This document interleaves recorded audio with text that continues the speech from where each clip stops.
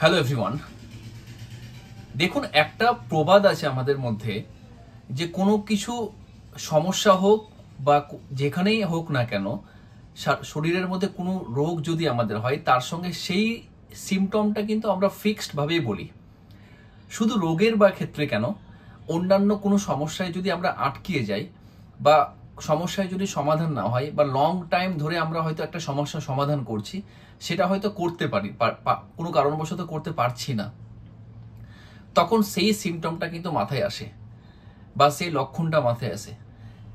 যে সিমটমটার কথা বলছি আপনারা সবাই বুঝতে পারছেন, সেটা হচ্ছে মাথা ঘোরা বা ভাটাইগো।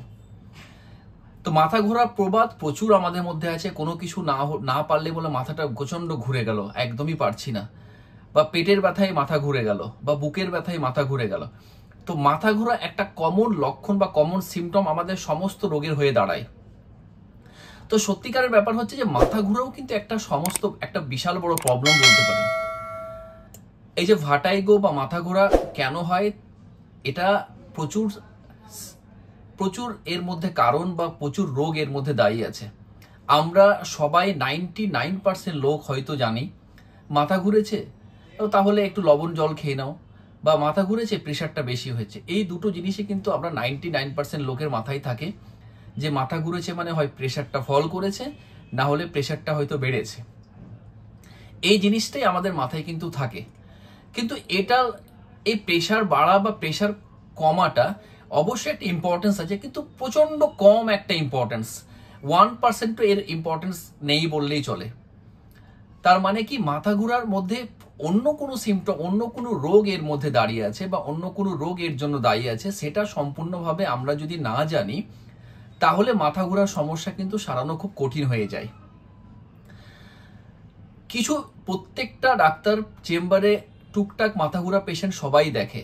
আমারও প্রচুর পেশেন্ট আমি দেখি, তার মধ্যে স্পেশাল কিছু পেশেন্ট রিকোয়েস্টে ভিডিওটা আমি করছি। মাথা ঘোরার কথা বলতে গিয়ে যে একটা ডাউট বা একটা টেনশন কনস্ট্যান্ট রোগীরা নিয়ে থাকে, ওই জন্য আমি ভিডিওটা আজকে করছি। আপনারা এই ভিডিওটা ফলো করুন, অবশ্যই ভালো লাগলে সবার মধ্যে শেয়ার করুন, কারণ এমন একটা লক্ষণ মাথা ঘোরাটা যেটা সবার মধ্যেই কিন্তু প্রেজেন্ট বা প্রিডমিনেন্স কিন্তু আছে। তো অন্তত এই ভিডিও দেখে যদি কেউ লাভবান হয় বা উপকৃত হয়, তাহলে আমি মনে করব যে আমার ভিডিওটা করা সার্থক হয়েছে। আমি doctor MD S Azam, consultant homoeopathy physician, BHMS honours, medical officer, Kaliachak 3 rural হাসপাতাল। ভাটাইগো মাথা ঘোরা একটা লক্ষণ মাত্র, এটা কিন্তু কোনো ডিজিজ নয়, এটা একটা সিমটম মাত্র, কোনো রকম ভাবে কোনো ডিজিজ নয়।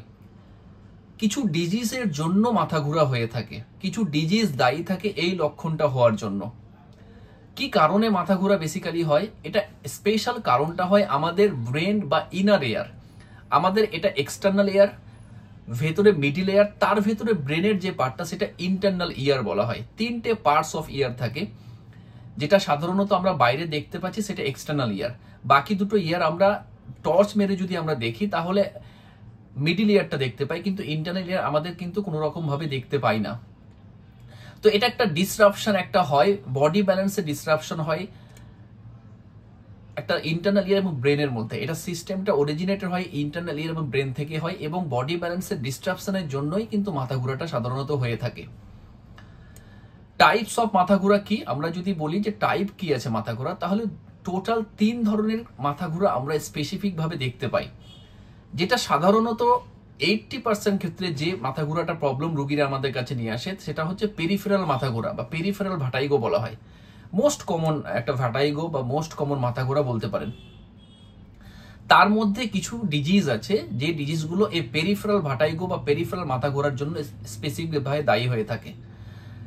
সেটার মধ্যে সব থেকে বেশি ইম্পর্টেন্ট বিপিপিভি বলে একটা রোগ আছে, যেটা হচ্ছে বিনাইন প্যারক্সিজমাল পজিশনিং ভাটাইগো যেটা বলা হয়। সেটা একটা ভেরি ইম্পর্টেন্ট একটা ফ্যাক্টর বলতে পারেন, যে মাথা ঘোরার জন্য স্পেসিফিক মিডিল এজ বা ওল্ড এজ মধ্যে সব থেকে বেশি দেখা যায়। কি হয় বিপিপিভিতে, মানে বিনাইন প্যারক্সিজমাল পজিশনিং ভাটাইগো, এটাতে কি হয় সাধারণত, এটাতে কি হয় আমাদের ক্যালসিয়াম ডিসলজ হয় ক্রিস্টাল ইন্টারনাল ইয়ারে। আমাদের যে ইন্টারনাল ইয়ার আছে তার মধ্যে ক্যালসিয়াম ক্রিস্টালগুলো জমে জমে শক্ত হয়ে যায়, এবং এতে ব্যালেন্সকে কিন্তু ডিস্টার্ব করে, আমাদের শরীরের সঙ্গে হেডের ব্যালেন্স কিন্তু ডিস্টার্বশন হয়। সেটার জন্যই এই রোগে, স্পেশালি এই রোগে ভার্টিগো ভেরি কমন এবং সাধারণত মিডিল এজ এবং ওল্ড এজের ক্ষেত্রে সব থেকে বেশি দেখতে পাওয়া যায়। দ্বিতীয় একটা ভেস্টিবুলার নিউরাইটিস, ভেরি ইম্পর্টেন্ট। এটাও একটা 60 থেকে 70% সাধারণত আমরা দেখতে পাই। এটা কারণ হয় ভেস্টিবুলার একটা নার্ভ আমাদের আছে, সেটা যদি কোনো কারণবশত ইনফ্লামেশন হয়, সেটার জন্য কিন্তু অনেক সময় মাথা ঘোরার প্রবলেম থাকে এবং ভার্টিগো ডেফিনেটলি প্রেজেন্ট থাকে।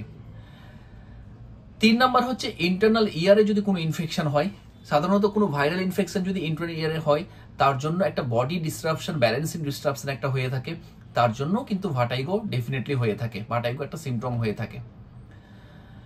4 নাম্বার হচ্ছে মেনিউরি ডিজিজ বলে একটা ডিজিজ আছে। এটা কি হয়, সাধারণত খুব রেয়ার ডিজিজ, সাধারণত দেখতে পাই আমরা একটা build up of fluid in the internal ear. আমাদের যে ইন্টারনাল ইয়ার আছে, সেটা কোনো কারণবশত যদি ফ্লুইড সেটা মিডল ইয়ার থেকে ক্রস করে ইন্টারনাল ইয়ারে ঢুকে যায় এবং সেটা জমে যায় ফ্লুইডটা, তার জন্য কি হয়, টিনিটাস একটা হয়। টিনিটাস মানে এটা কি, একটা ভো ভো করে একটা কনস্ট্যান্ট কানের মধ্যে আওয়াজ, বিভিন্ন রকম আওয়াজ কানের মধ্যে চলে আসে, এরকম একটা টিনিটাস, এবং তার সাথে সাথে হিয়ারিং লস আমরা দেখতে পাই।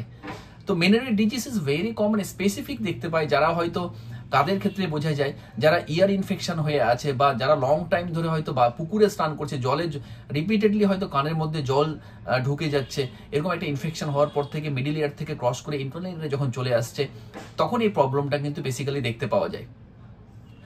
Rare but common. তো টাইপ অফ ভার্টিগো, পেরিফেরাল ভার্টিগোর মধ্যে 4টেই ইম্পর্টেন্ট ডিজিজ, যে কারণে স্পেসিফিক ভাবে এই মাথা ঘোরাটা আমরা দেখতে পাই। দ্বিতীয় যেটা হচ্ছে, সেটা হচ্ছে সেন্ট্রাল ভার্টিগো।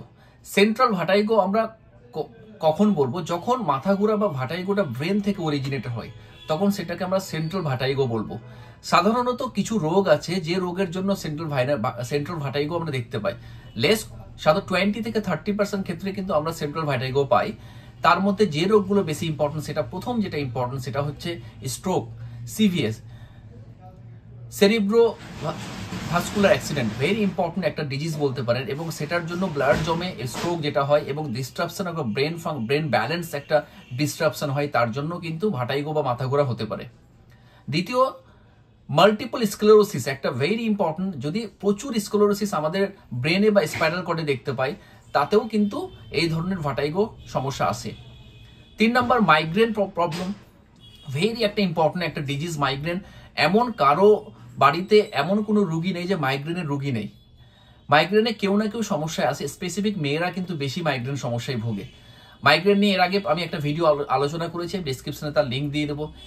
সিভিএ নিয়ে আমি প্যারালাইসিস বা সিভিএ নিয়ে আলোচনা করেছি, তার লিঙ্কটাও আমি দিয়ে দেবো, আপনারা আরো ডিটেলস ক্লিয়ার হয়ে যাবেন।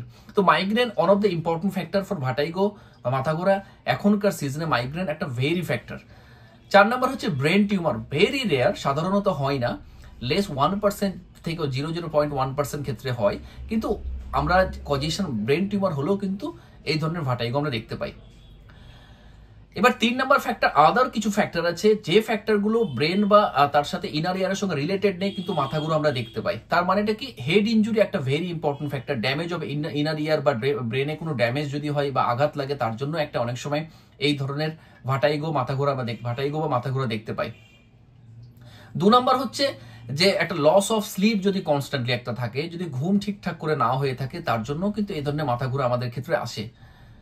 কিছু স্পেসিফিক মেডিকেশন হয়তো ইউজ করে, লং টাইম ধরে কিছু মেডিসিন হয়তো খায়, কিছু স্টেরয়েড হয়তো তারা লং টাইম ধরে খেয়ে আসছে, সেটাও একটা ইম্পর্টেন্ট ফ্যাক্টর। বা নিউরোলজিক্যাল কিছু মেডিসিন যদি খাচ্ছে, নার্ভের কোনো ওষুধ যদি খায় লং টাইম ধরে, সেটা one of the important factor for vertigo বা মাথা ঘোরার জন্য। স্ট্রেস, অ্যাংজাইটি একটা ভেরি ইম্পর্টেন্ট ফ্যাক্টর, যারা লং টার্ম ক্রনিক একটা স্ট্রেস বা অ্যাংজাইটির মধ্যে আছে, তাদের ক্ষেত্রেও কিন্তু এই ধরনের মাথা ব্যথার সমস্যা কিন্তু স্পেসিফিক দেখতে পাওয়া যায়। তারপরে হচ্ছে সার্ভাইকাল স্পন্ডাইলোসিস, যেটা সার্ভাইকাল ভার্টিব্রাতে, যে আমাদের ভার্টিব্রাতে আস্তে আস্তে হাড় ক্ষয় হয়, যেটা তার জন্যই এই প্রবলেমটা, স্পন্ডাইলোসিস যে সমস্যা হয়, তার জন্য এটাও একটা very important factor for vertigo বা মাথা ঘোরা প্রবলেমের জন্য। লো বিপি, ব্লাড প্রেশার যদি কমে যায়, তার সঙ্গে ব্লাড সুগার যদি কমে যায়, তার জন্য মাথা ঘোরা হতে পারে। তার সাথে সাথে হরমোনাল কিছু চেঞ্জের জন্য কিন্তু মাথা ঘোরা আসতে পারে, ভেরি ইম্পর্টেন্ট ফ্যাক্টর। আমরা ম্যাক্সিমাম লোকরাই কিন্তু এটা জানি না যে হরমোনাল একটা ফ্যাক্টর, ভেরি ইম্পর্টেন্ট ফ্যাক্টর মাথা ঘোরার জন্য। তার মধ্যে সব থেকে ইম্পর্টেন্ট মেনস্ট্রুয়াল সাইকেলের সময় মাথা ঘোরা। স্ট্রোজেন লেভেল ডিস্টারপশন একটা হয়, তার জন্য মাথা ঘোরা কিন্তু মেনস্ট্রুয়াল সাইকেল আসতে পারে। প্রেগন্যান্সির সময় আসতে পারে, কারণ প্রেগন্যান্সির সময় স্পেসিফিক এই ধরনের একটা হরমোনাল চেঞ্জ চলে আসে। ল্যাকটেশন পিরিয়ডে হতে পারে, বা মা যদি বেবিকে খাওয়ায় সেই সময়টায় মাথা ঘোরা অনেক সময় কারো কারো ক্ষেত্রে কিন্তু আসতে পারে। তার সাথে সাথে থাইরয়েডের কোনো প্রবলেম যদি হয়, হাইপোথাইরয়েডিজম বা হাইপারথাইরয়েডিজম, সেটাও একটা ইম্পর্টেন্ট একটা কজেশন বলতে পারেন মাথা ঘোরা বা ভার্টিগোর সমস্যার জন্য। তার সাথে সাথে কি হবে, অ্যানিমিয়া একটা very important factor. Anaemia, loss of, যেহেতু হিমোগ্লোবিন লেভেলটা কমে যাচ্ছে, আয়রন লেভেল কমছে, তো অ্যানিমিয়া একটা ভেরি ইম্পর্টেন্ট কমন সিমটম। মাথা ঘোরা এবং মাথা ব্যথা একটা ভেরি কমন সিমটম। অ্যানিমিক যারা গার্ল বা অ্যানিমিক গার্লদের ক্ষেত্রে সব থেকে বেশি বোঝা যায়। যারা মেয়েরা আছে, সাধারণত অ্যাডোলেসেন্স গার্ল যারা আছে বা প্রেগনেন্সির সময় যারা আছে, তাদের ক্ষেত্রেই যারা অ্যানিমিয়া থাকে, এই ধরনের মাথা ঘোরা কনস্ট্যান্টলি কিন্তু আমরা ফিল করতে পারি। লাস্টলি ওল্ডার এজ, যারা একটু বয়স হয়ে গেছে তাদের একটা কমন সিমটম মাথা ঘোরা, কারণ ব্রেনের প্রচুর সেলগুলো আস্তে আস্তে স্কুইজ হয়ে যায়, শুকিয়ে যায়, আস্তে ব্রেন ছোট হয়ে যায়। এতে ইনার ইয়ারের প্রবলেম, ব্যালেন্সিং ডিস্টারবেন্স একটা থাকে ব্রেনের সঙ্গে, ইনার ইয়ারের ডিস্টার্বিং হবে, তার সঙ্গে বডি ব্যালেন্স ঠিকঠাক মেনটেন থাকে না। এই জন্যই ওল্ড এজে একটা মাথা ঘোরা কমন সিমটম থাকে। ভেরি টাফ টু, এটা কোনো রকম ভাবেই যায় না। তার সাথে কিছু অবশ্যই ম্যানেজমেন্ট করতে হয়, তাতে আস্তে আস্তে কিন্তু মাথা ঘোরাটা কমতে শুরু হয়।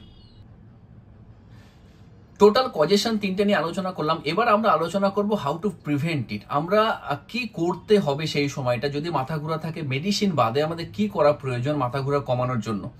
প্রথম যেটা ভেরি ইম্পর্টেন্ট একটা প্রিভেনশন, সেটা হচ্ছে ম্যানেজ ট্রিগার সিমটম। যে কারণে মাথা ব্যথা হচ্ছে সেই কারণটা আমাকে ম্যানেজ করতে হবে।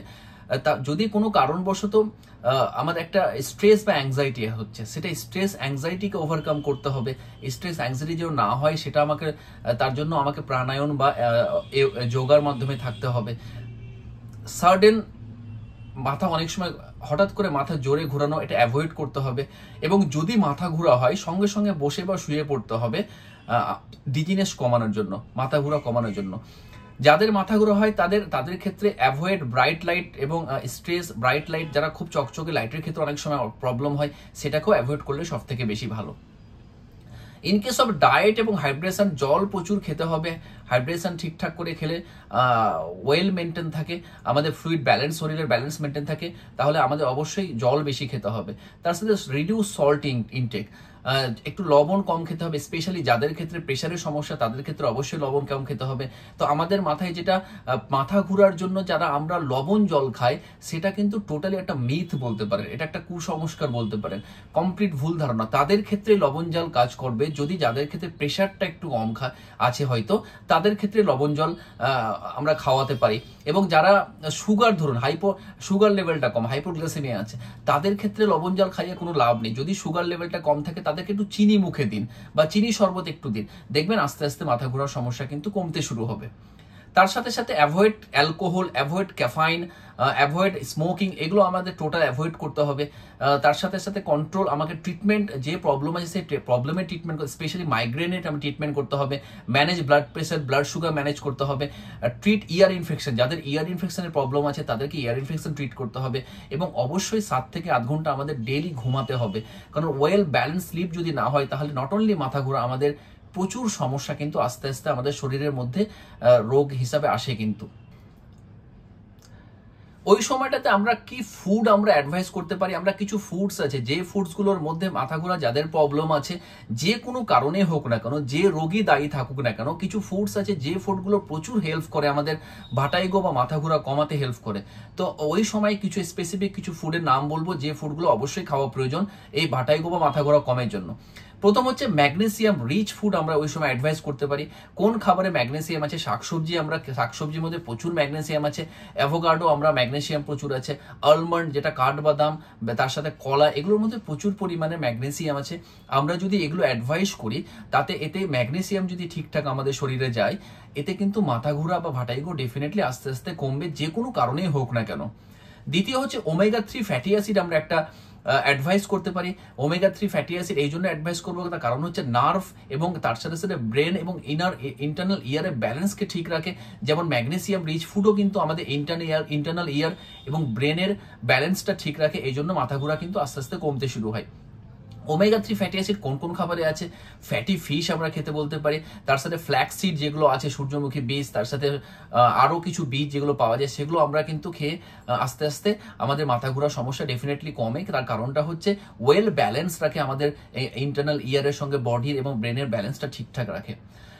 লো সোডিয়াম ডায়েট আমাদের টেক করতে হবে, লো সোডিয়াম ডায়েট খাবার আমাদের খেতে হবে। যে খাবারের মধ্যে ফ্রেশ ফুড আমাদের প্রচুর, ওগুলো লো সোডিয়াম আছে। ভেজিটেবল আমাদের আছে, আনসল্টেড নাট, যেগুলো নাটস আমাদের পাওয়া যাচ্ছে, যেগুলো নাটসের কথা বললাম, আলমন্ড, সেগুলো যেন সল্টেড না থাকে, সেগুলো যেন লবণ মিশ্রিত না থাকে। আনসল্টেড নাটস আমাদের খেতে বলতে পারি। ফ্রেশ মিট আমরা খেতে বলতে পারি, সোডিয়াম ফ্রেশ মিট অবশ্যই অ্যাভয়েড, প্রসেস মিট আমরা অ্যাভয়েড করব, অ্যাভয়েড চিপস আমরা করব, প্যাকেটিং ফুডস আমরা অ্যাভয়েড করব। এগুলোর মধ্যে প্রচুর পরিমাণের সল্টি ফুড আছে, রেস্টুরেন্ট ফুডস আমরা অ্যাভয়েড করব। স্পাইসি ভাজাপুরি যত রকম খাবার আছে এগুলো আমাদের অ্যাভয়েড করতে হবে। তার কারণ হচ্ছে এগুলোর মধ্যে প্রচুর পরিমাণ সোডিয়াম আছে, এবং সোডিয়াম বেশি হলে কিন্তু আমাদের শরীরের ইন্টারনাল ইয়ারের সঙ্গে ব্যালেন্স ঠিক থাকে না। এতে আমাদের ভাটাইগো বা মাথা ঘোরার সমস্যা কিন্তু হতে পারে, সঙ্গে সঙ্গে আমাদের ব্লাড প্রেশারটাও কিন্তু বাড়তে পারে। তার জন্য এগুলো খাবার কিন্তু আমরা টোটালি অ্যাভয়েড করতে বলবো। 4 নাম্বার হচ্ছে কি, পটাশিয়াম রিচ ফুড আমরা খেতে বলবো। কোন খাবারে পটাশিয়াম কেন আমরা খেতে বলবো? Potassium is good maintain well balance maintain আমাদের ইন্টারনাল ইয়ার, তার সাথে ইনফ্লামেশন কমায়, তার সাথে ব্রেনের ব্যালেন্সকে ঠিক রাখে, বডি ব্যালেন্সের সঙ্গে মেনটেন ঠিকঠাক রাখে। ব্যানানাতে প্রচুর পরিমাণে পটাশিয়াম আছে, লেবু অরেঞ্জে প্রচুর আছে, সুইট পটাটো আমরা খেতে বলতে পারি, টমেটো প্রচুর পরিমাণে পটাশিয়াম আছে। তো এগুলো খাবার আমরা অ্যাডভাইস করবো, এগুলো খাবার যদি আমরা খাই তাহলে ডেফিনেটলি মাথা ঘোরার সমস্যা কমবে। তার কারণ হচ্ছে কি, ব্যালেন্স আমাদের ইন্টারনাল ইয়ারের সঙ্গে ব্রেনের ব্যালেন্স ঠিক রাখে, সে যে কোনো কারণেই হোক না কেন। 5 নাম্বার হচ্ছে হাইড্রেটিং ফুড আমরা খেতে বলবো। কোন খাবারে স্পেশালি আমরা তো জল খাবোই, তার সাথে সাথে যে খাবারের মধ্যে প্রচুর জলের পরিমাণ আছে, যেমন কি শশা খেতে বলবো, তা তরমুজ আমরা খেতে বলবো, হার্বাল টি যেগুলো আছে বা গ্রিন টি যেগুলো আছে প্রচুর পরিমাণ আমরা খেতে বলবো, কারণ এগুলোতে প্রচুর ওয়েল ব্যালেন্স আমাদের শরীরের অ্যান্টি ইনফ্লামেটরি, অ্যান্টি অক্সিডেন্ট, তার সাথে সাথে আমাদের ব্যালেন্স ইন্টারনাল ইয়ারের সঙ্গে ব্রেনের ব্যালেন্স ঠিক রাখে, বডি ব্যালেন্সের সঙ্গে মেনটেন করে। এতে আস্তে আস্তে ভাটাইগো বা মাথা ঘোরা কিন্তু কমতে শুরু হয়। ভিটামিন বি ফুডস আমরা কিছু খেতে বলবো, স্পেশালি ভিটামিন B6 এবং B12 খেতে বলবো, কারণ এটা সব থেকে বেশি ইম্পর্টেন্ট নার্ভ এবং তার সঙ্গে ব্রেনের ব্যালেন্সকে ঠিক রাখে, নার্ভের ড্যামেজ থেকে বাধা দেয় এবং অবশ্যই নার্ভকে একদম স্মুথ এবং সুস্থ রাখে। কোন খাবারে আছে, যেমন এগ, চিকেন, ফ্রেশ ভেজিটেবল যেগুলো আছে সেগুলো খাবার আমরা স্পেসিফিক আরও খেতে পারি। এগুলো খেলে আস্তে আস্তে কিন্তু আমাদের যে কারণে মাথা ব্যথা হোক না কেন, মাথা ঘোরা হোক না কেন, আস্তে আস্তে মাথা ঘোরা বা তার সাথে ভাটাইগো প্রবলেম কিন্তু আস্তে আস্তে কমতে শুরু হয়। লাস্টলি একটা জিঞ্জার খেতে পারি আমরা, আদা টি বা রসুন, কাঁচা রসুন আমরা খেতে পারি। এটা খেলেও কিন্তু আস্তে আস্তে মাথা ব্যথা কমতে পারে। তার কারণ হচ্ছে যে জিঞ্জারের মধ্যে অ্যান্টি ইনফ্লামেটরি পার্টিকেলস আছে, তার সঙ্গে সঙ্গে ওয়েল ব্যালেন্স রাখে, আমাদের ব্রেন এবং ইন্টারনাল ইয়ারকে ঠিকঠাক রাখে। তো এটা আমরা কিন্তু খেতে বলতে পারি।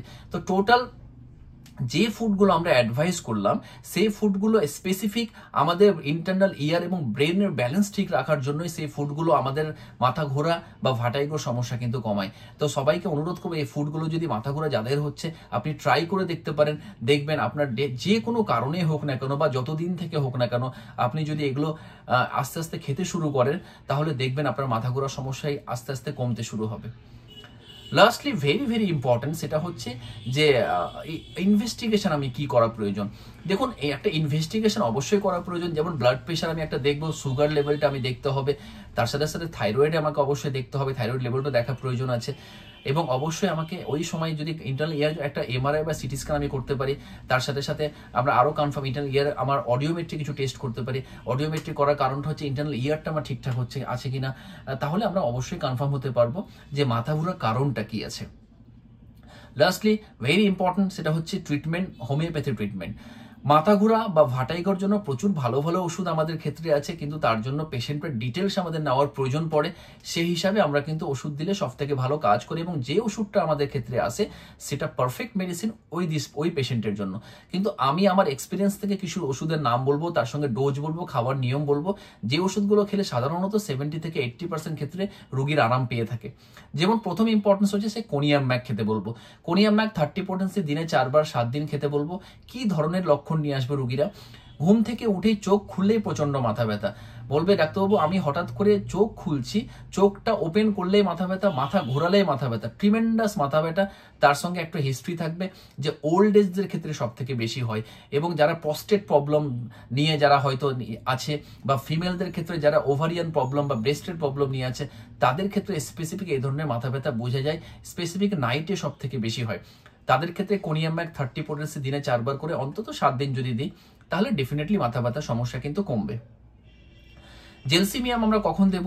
জেলসিমিয়াম সেই রোগীকে দেব যারা একটা কনস্ট্যান্ট একটা মাথা ঘোরা টেন্ডেন্সি একটা থাকবে, তার সাথে সাথে একটা টায়ার্ডনেস এবং একটা কনস্ট্যান্টলি একটা সবসময় শুয়ে থাকার টেন্ডেন্সি, চোখ খুলে মাথা ঘোরা এবং চলাফেরা করলেই মাথা ঘোরা, জলের পিপাসা রোগীর আস্তে আস্তে কমতে শুরু হয়, জলের পিপাসা কনস্ট্যান্টলি থাকে না। এই ধরনের যদি হিস্ট্রি আমি রোগীরা নিয়ে আসে, আমি জেলসিমিয়াম 30 পোটেন্সি দিনে 4 বার করে অন্তত যদি 7 দিন চালাই, তাহলে মাথা ঘোরা সমস্যা 100% সমস্যার সমাধান কিন্তু হবে। 3 নাম্বার ব্রায়োনিয়া আমি দিতে পারি। ব্রায়োনিয়া মাথা ঘুরা, তার সঙ্গে মাথা ব্যথার প্রবলেম যদি নিয়ে আসে, তার সঙ্গে কি বলবে রোগী যে আমরা হয়তো কথা বললেই বেশি মাথা ঘুরা হয়, চুপচাপ বা কথা বললে মাথা ঘুরা বা মাথা ব্যথার সমস্যা হয়, চুপচাপ বসে থাকলে অনেকটা বেটার ফিল করি। তার সাথে সাথে রোগীর প্রচুর জলের তেষ্টা থাকবে, ঘন ঘন জল খেতে চাইবে।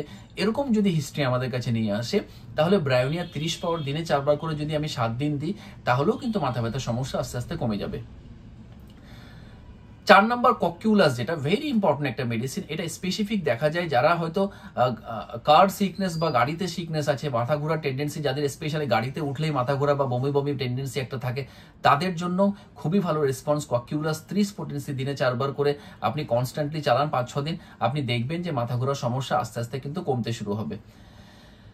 বেলেডোনা কখন দেব? বেলেডোনা মাথা ঘোরা, তার সঙ্গে মাথা ব্যথা, অ্যাকুট স্ট্রেস, ট্রিমেন্ডাস স্ট্রেস নিয়ে আসে, তার সঙ্গে প্রচন্ড মাথা গরম হয়ে থাকে, বডি এবং মুখটা প্রচুর রেডনেস হয়ে থাকে, এবং তার সাথে ফিভারিস টেন্ডেন্সি যদি থাকে, তাদের ক্ষেত্রে বেলেডোনা 30 পাওয়ার আমি দিনে 4 বার করে 5-6 দিন চললেই পেশেন্ট আস্তে আস্তে সুস্থ দিকে চলে যায়। ফসফরাস আমি দিতে পারি। ফসফরাস কোন রোগীদের ক্ষেত্রে দেব? যারা স্পেসিফিক মাথা ঘোরাটা রাতের দিকে বেশি হয়, যারা স্পেসিফিক মাথা ঘোরা সঙ্গে নার্ভের কিছু সমস্যা নিয়ে আসে, এবং ঠান্ডা খাবারের প্রতি একটা টেন্ডেন্সি থাকে, তার সাথে সাথে একটা লবণ জাতীয় খাবারের প্রতি টেন্ডেন্সি থাকে, মাংসের প্রতি একটা টেন্ডেন্সি থাকে, এই রোগীরা যদি আমাদের কাছে আসে, তাহলে ফসফরাস 30 পাওয়ারের দিনে 4 বার করে 5 থেকে 6 দিন চালালেই কিন্তু আস্তে আস্তে যে কোনো কারণে হোক না কেন মাথা ব্যথার সমস্যা সম্পূর্ণ সারবে। থেরেডিয়াম কুরাসাভিকাম ভেরি ইম্পর্টেন্ট একটা ড্রাগ বলতে পারেন, স্পেসিফিক। এটা মাথা ঘোরার জন্য দারুণ মেডিসিন। কোন ক্ষেত্রে হয়? হঠাৎ করে মাথা সাডেনলি মুভমেন্ট হচ্ছে, চোখ খুললে হঠাৎ করে, বা গাড়িতে ঘোরাঘুরি করলে, স্পেশালি নাইটের দিকে বেশি হয়। তো এই ধরনের যদি মাথা ব্যথা নিয়ে আসে, স্পেসিফিক হিসাবেও খুব ভালো কাজ করে থেরেডিয়াম কুরাসাভিকাম 30 পোটেন্সি দিনে 4 বার করে 7 দিন যদি আমি চালাই, তাহলে যে কোনো ধরনের মাথা ব্যথা আমি দিতে পারি। যদি কোনো মেডিসিনও সিলেকশন না হয়, আপনি এই ওষুধটা দিলেও অন্তত 50% ক্ষেত্রে মাথা ঘোরা কিন্তু কমবে। তার সাথে সাথে আমি আরো কিছু মেডিসিন আমি যেমন স্পেসিফিক কিছু ন্যাট্রামিউর খুব ভালো কাজ করে। ন্যাট্রামিউর কোন সময়টা আমি দেবো, কাদের ক্ষেত্রে ন্যাট্রামিউর দেবো? যারা হয়তো প্রচন্ড পরিমাণে রাগ আছে, মাথা ঘোরার স্পেসিফিক রোদে গেলে মাথা ঘোরা হচ্ছে, তার সাথে সাথে মাথা ব্যথা হচ্ছে, ট্রিমেন্ডাস একটা অ্যাংরি আছে, ইরিটেবল একটা আছে, এবং কনসোলেশন অ্যাগ্রাভেশনও হয়ে যায়, এই জন্য জলের পিপাসাও থাকে, এবং ট্রিমেন্ডাস একটা মাথা ব্যথা, তার সঙ্গে মাথা ঘোরার টেন্ডেন্সি যদি থাকে, ন্যাট্রামিউর 30 পোটেন্সি দিনে 4 বার 7 দিন চালালে সম্পূর্ণ আকারে মাথা ব্যথা কিন্তু আস্তে আস্তে সারের দিকে যাবে। তো টোটাল যে ওষুধগুলোর কথা আমি বললাম, সেই ওষুধগুলোর সঙ্গে আরো কিছু মেডিসিন আমাদের আছে, যে ওষুধগুলো খুবই ভালো রেসপন্স করে, কিন্তু তার জন্য অবশ্যই আমাদেরকে কেস্ট্রেকিং বা তার সাথে টোটালিটি অফ সিমটম করে যে ওষুধ আসবে, সেই ওষুধটা সেই রোগীর জন্য তখনকার জন্য পারফেক্ট মেডিসিন, এবং তখনকার জন্য দি মেডিসিন বলতে পারেন। আমরা যদি ওই ওষুধটা দিই, তাহলে 100% মাথা ঘোরার সমস্যা কমবে। কিন্তু যেগুলো ওষুধের কথা বললাম, এগুলো খুব এক্সেলেন্ট মেডিসিন, আমি আমার এক্সপিরিয়েন্স থেকে শেয়ার করেছি। আপনাদের যদি মনে হয় ওষুধগুলো খাবেন, আপনারা খেয়ে দেখতে পারেন, তারপরে কমেন্টে আপনি লিখুন, আমি চেষ্টা করব নেক্সট কি প্রেসক্রিপশন আসবে। বা আপনারা এও মনে করতে পারেন, আপনার লোকাল কোনো কোয়ালিফাইড হোমিওপ্যাথি ডাক্তারকে সঙ্গে কনসাল্ট করতে পারেন, দেখবেন আপনার মাথা ঘোরার সমস্যা সম্পূর্ণভাবে সুস্থ হবে। তো আজকে যে টপিকসটা নিয়ে আলোচনা করলাম, ভেরি ভেরি ইম্পর্টেন্ট একটা টপিকস। সবাইকে অনুরোধ করব প্রচুর শেয়ার করুন সবার মধ্যে। তার কারণটা হচ্ছে মাথা ঘোরার সমস্যা এমন কোনো ফ্যামিলি নেই যে কারো ওই ফ্যামিলিতে মাথা ঘোরার সমস্যা নেই। যদি এই ভিডিও দেখে কারো উপকার লাগে, তাহলে নিশ্চয়ই সেই ভিডিও আমার সার্থক মনে হবে। এবং অবশ্যই কিন্তু যে মেডিসিনগুলোর কথা বললাম, আপনারা ট্রাই করলে ডেফিনেটলি মাথা ঘোরার সমস্যা কিন্তু কমবে। সবাই ভালো থাকুন, লাইক সাবস্ক্রাইব করুন, সবাই কমেন্ট করুন, সবাই পুরো ভিডিও দেখার জন্য সবাইকে ধন্যবাদ।